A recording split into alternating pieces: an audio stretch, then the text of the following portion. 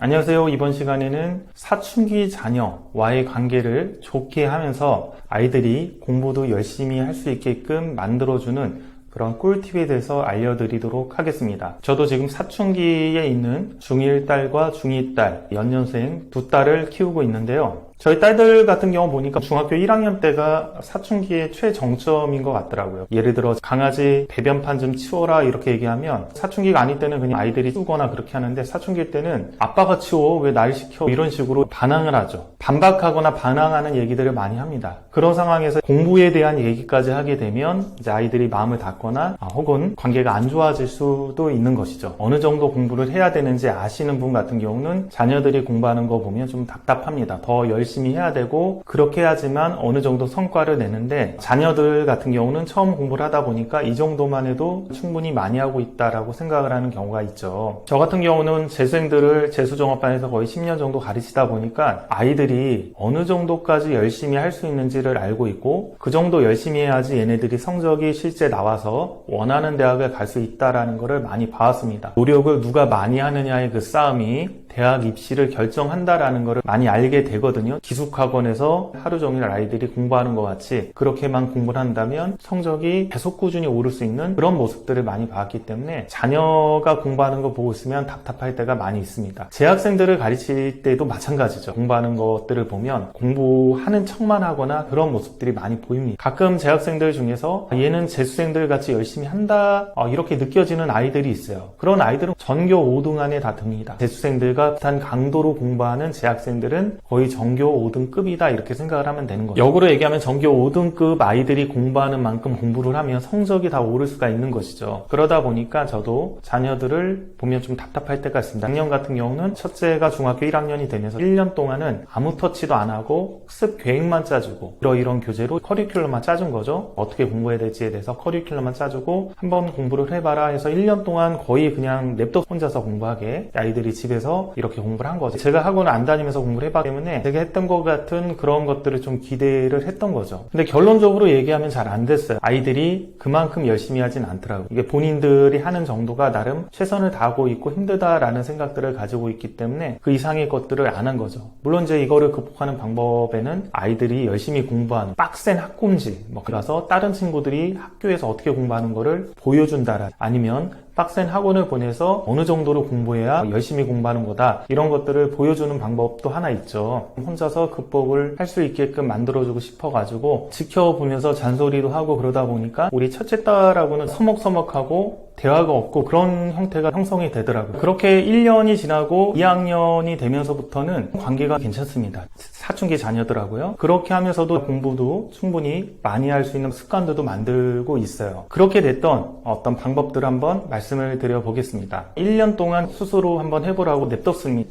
공부를 할 때 보면 주로 교과서를 많이 읽거든요. 교과서만 계속 읽고 공부한다고 공부가 되는 건 아니거든요. 누군가 질문을 던져줘야 되고 그런 질문들의 역할을 문제집이 하기 때문에 문제집들을 풀어보면서 내가 정확히 알고 있는지 없는지를 점검을 해야 되는데 교과서만 봐도 충분하다 생각해서 계속 교과서만 보더라고요. 1년 동안 했더니 역시 제대로 안 된 거죠. 본인이 해보고 나서 안 된다고 느끼니까 제가 제안했던 방법들을 하기로 해서 주요 과목별로 그 칠판사의 참고서와 문제집을 이제 구입을 하게 한 거죠. 참고서를 어떻게 공부하고 문제집으로는 어떻게 복습해야 되는지 그런 부분들을 이제 좀 알려줬습니다. 그래서 첫 번째는 일단은 본인이 좀 느끼도록 해야 됩니다. 두 번째는 시험에 대한 부담을 없애려고 많이 노력을 했어요. 제가 따로 시험에 대해서 언급을 안 해도 자녀들이 시험에 대한 압박감을 가지고 있습니다. 학원을 안 다녀도 압박감을 가지고 있어요. 시험 공부를 많이 하려고 노력을 해요.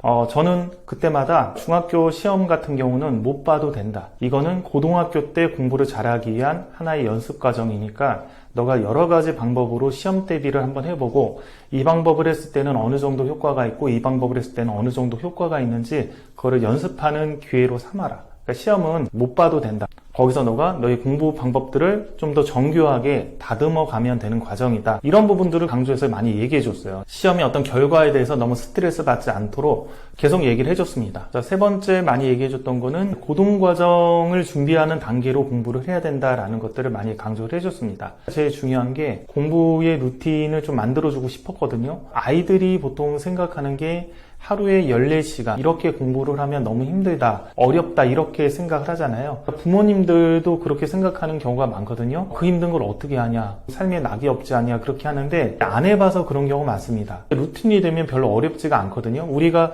운동을 해도 그게 루틴이 되면 하루 안 하면 찝찝하잖아요. 공부도 루틴이 되면 하루 안 하면 찝찝합니다. 그 상태를 만드는 게 굉장히 중요하거든요.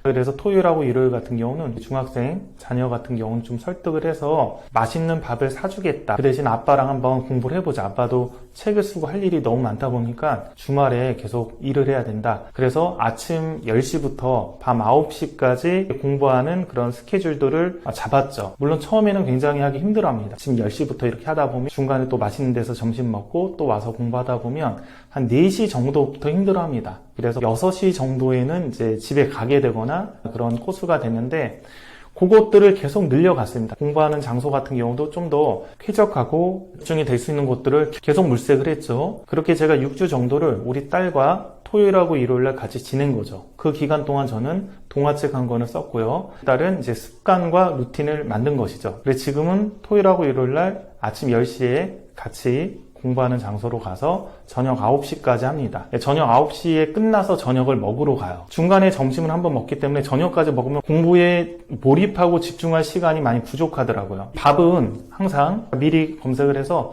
맛집을 찾습니다. 자전거를 타고 이동을 하기 때문에 기동성이 확보가 돼서 약간 먼 거리도 10분 정도만 가니까 맛집에 가서 이렇게 먹는 거죠. 맛있는 것도 먹고 공부도 하다 보니까 어느새 이게 습관이 되고 루틴이 되니까 날씨가 좀 추워서 오늘은 집에서 그냥 할까 그러면 안 된다고, 오늘도 가야 된다고 이렇게 이제 먼저 얘기를 하게 됩니다. 본인이 그 루틴대로 안 하면 안 되는 상태가 된 거죠. 하루 빠지면요. 이렇게 같이 함께 있고 같이 밥을 먹고 자연스럽게 대화를 하고 그러니까 관계가 안 좋아질 수가 없어요. 관계가 좋아지다 보니까 공부 관련해서 어떤 조언이나 잔소리 같은 것들을 딸이 거부를 별로 안 합니다. 받아들이려고 합니다. 차단을 하지 않는 거죠. 저도 가까워진 느낌들을 많이 받습니다. 연애를 하더라도 이렇게 오랫동안 함께 하진 않잖아요. 오랫동안 함께 하다 보니까 관계도 좋아지고 공부 습관도 만들어주고 공부에 대한 조언이나 그런 것도 잔소리가 아니라 대화로서도 잘 되고, 중요한 거는 그렇게 갔을 때 부모님도 뭔가 집중하거나 해야 될 것들이 있어야 되죠. 예를 들어 휴대폰을 보거나 뭐 영화를 보거나 그렇게 있으면 안 되고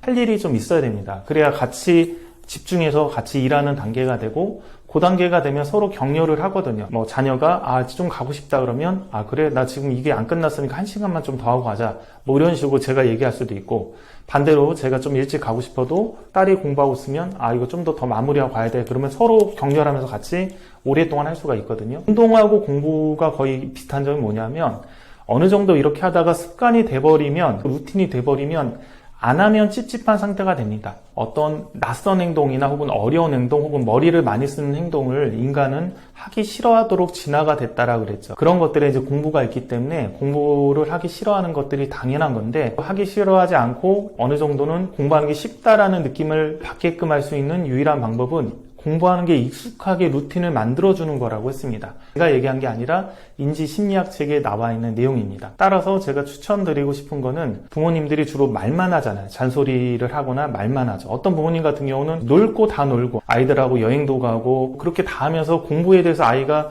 좀 집중하거나 공부라는 게 우선순위다라는 것들을 무의식에 심어주지 않은 상태에서 아이가 시험을 못 보면 그거에 대해서만 뭐라 하시는 부모님들도 계세요. 공부는 뒷전이고 다른 게 더 중요하다라는 듯이 본인은 행동을 하고 아이들도 그렇게 행동을 하게 하면서 결과가 안 좋으면 그거에 대해서만 나무라는 부모님들도 계시죠. 아이들의 반발만 일으키게 되겠죠. 저는 재수종합반에서 담임을 맡으면서 아이들이 공부하는 습관만 만들면 아침 8시에 재수생들이 와서 밤 11시, 12시까지 자습하고 가는 그런 것들이 충분히 가능하다라는 것들을 많이 봐왔기 때문에 딸에게 시도를 한 것이죠. 많은 양의 공부를 해도 그리 어렵지가 않다, 힘든 게 아니구나, 이런 소개 목적군 좀 얻은 것 같고, 거기에 덧붙여서 관계가 좋아졌습니다. 오랫동안 같이 함께하고 밥을 먹고 대화를 하면 자녀와의 관계가 안 좋아질 수가 없는 것 같습니다. 오늘은 사춘기 자녀 충분히 원하는 만큼 공부를 하게 하면서도 부모와의 관계가 좋아지게끔 하는 방법에 대해서 말씀을 드렸습니다. 여기까지 하겠습니다.